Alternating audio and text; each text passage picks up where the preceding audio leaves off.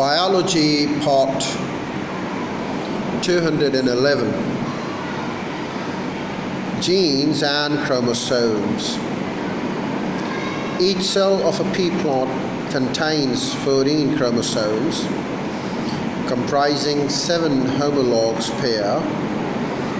One of these is the pairs represented in the figure, carries the alleles for smooth and wrinkled seeds. These alleles are always found in the definite position or locus along the length of a particular chromosome. In the case, either S capital or S lower can be present.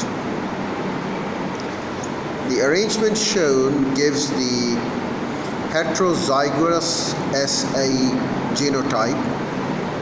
Alleles have already been defined as alternative forms of the gene for the characteristics.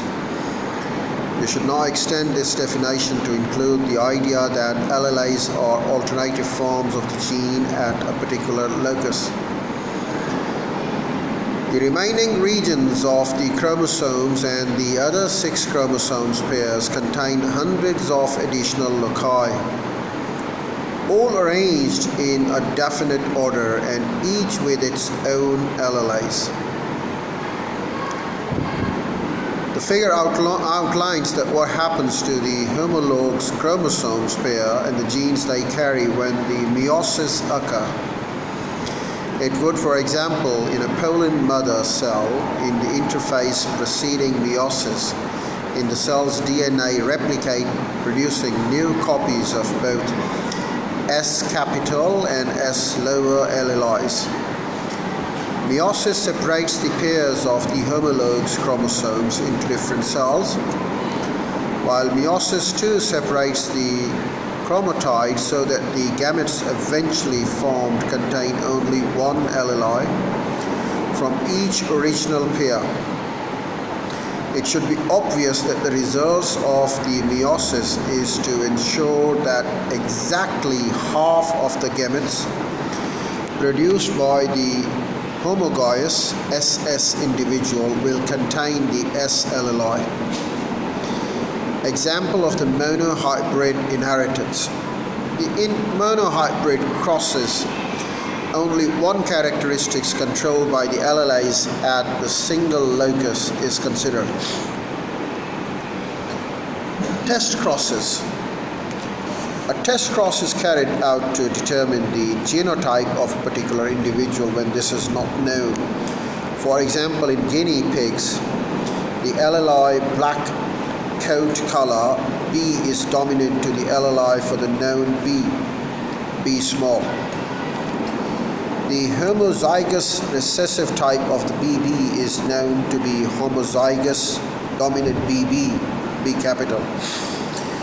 And then they get the individuals B capital and B lower, both black.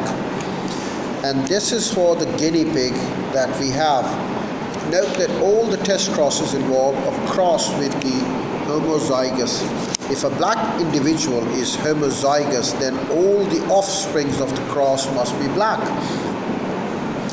However, if the black individual's heterozygous, half the offsprings are expected to be brown.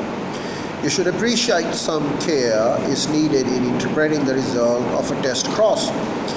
When the number of offspring is small, even with the single brown divisible among the offspring gives a definite indication that the test individual was heterozygous. On the other hand, an all black litter does not necessarily indicate that the test individual was homozygous in the heterozygous cross. The probability of each black offspring is 1 out of 2. It follows in all black litter, 4 will arise by the chance of 1 over 2 cross 1 over 2 cross 1 over 2 cross 1 over 2. And the end result is 1 over 16 of all the occasions where there is an continence. And that's how we get along with it. The uncertainty of this kind, the test cross can be repeated. Larger number of offspring, 6 or more, make misleading results much less likely.